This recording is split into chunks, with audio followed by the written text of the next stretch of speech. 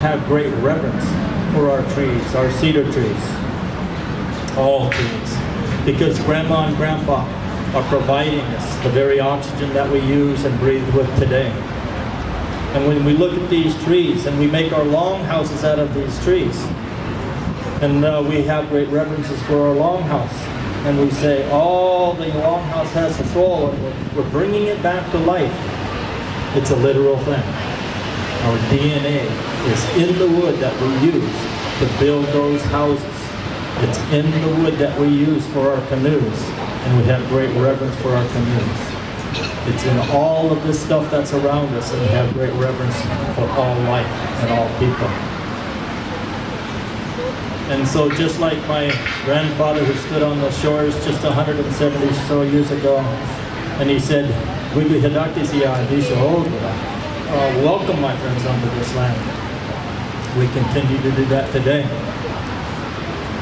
And so I would say, gui, this word, it means invite.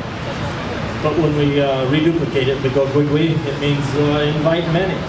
And when we use dak, it means permeate, it means everybody.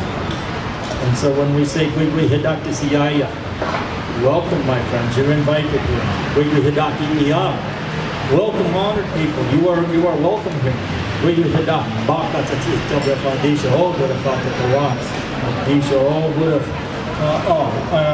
Welcome all people onto this land.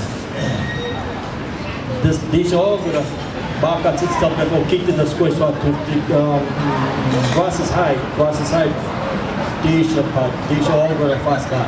That all people all around the world, they know this place here today.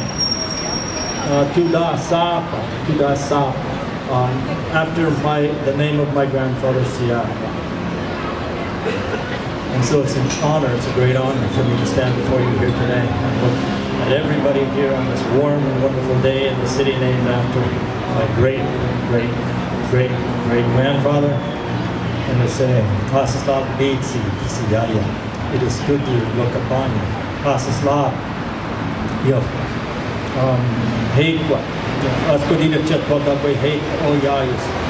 thank you for your big work.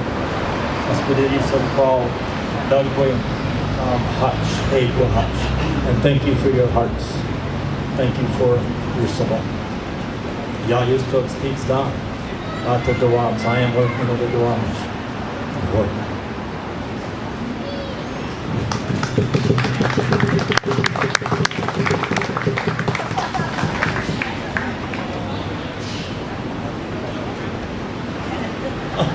Okay, so I'm looking at my watch. Okay, we still have time to talk.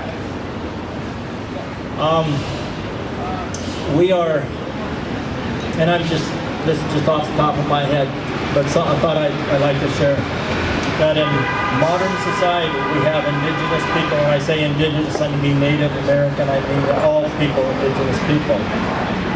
And in this part of the country, it's only been 170 years or so since colonization. And in this part of the country, we've had to go from what I call 0 to 160 miles an hour virtually overnight. And so we've had to learn how to be doctors, lawyers, engineers, garbage men, people that work in hard labor.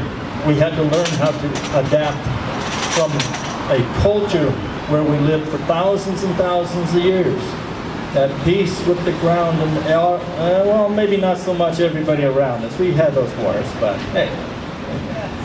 But we lived just like the deer, just like the elk, just like the beaver, just like the eagle. We just lived. And so recently everything changed. The whole world turned upside down when Grandpa said to our little friends, the Denny family over here, hey, come on over here. This is a good spot. Well, look around. I have to ask Grandpa. Look at, they put the longhouses on the end. There's lots of people here. So what's going on?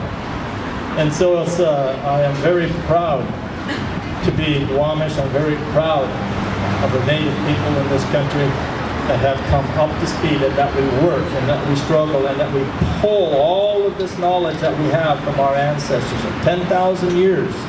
We pull that. We have that in our drums, and we have that in our songs. And we integrate that with modern science, with modern society, and we are everywhere. So this is a wonderful thing. And it's wonderful when I hear these drums, and I feel so sorry for those little babies that are in the womb, and they hear these drums pound, and they say when they're 10, Grandpa, how come I like these drums so much? And they can't understand when they're 20, how come they beat these drums so hard and make these sounds? But these are the sounds, these are the people that we are. And so that's just a little bit of sharing. Runs in the family, I guess. Grandpa, he liked to talk. And what I say about Chief Seattle is he was just a better speaker.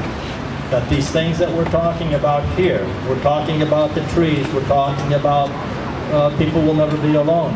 That everybody knew that. And it's only in the last couple hundred years ago that everybody seemed to have forgotten it. And so he was just a better speaker, that's all. He stood up in front of a microphone and he said, hey, come here, come here. And so that's what I'm doing here today. Just sharing a little bit and say thank you. Now,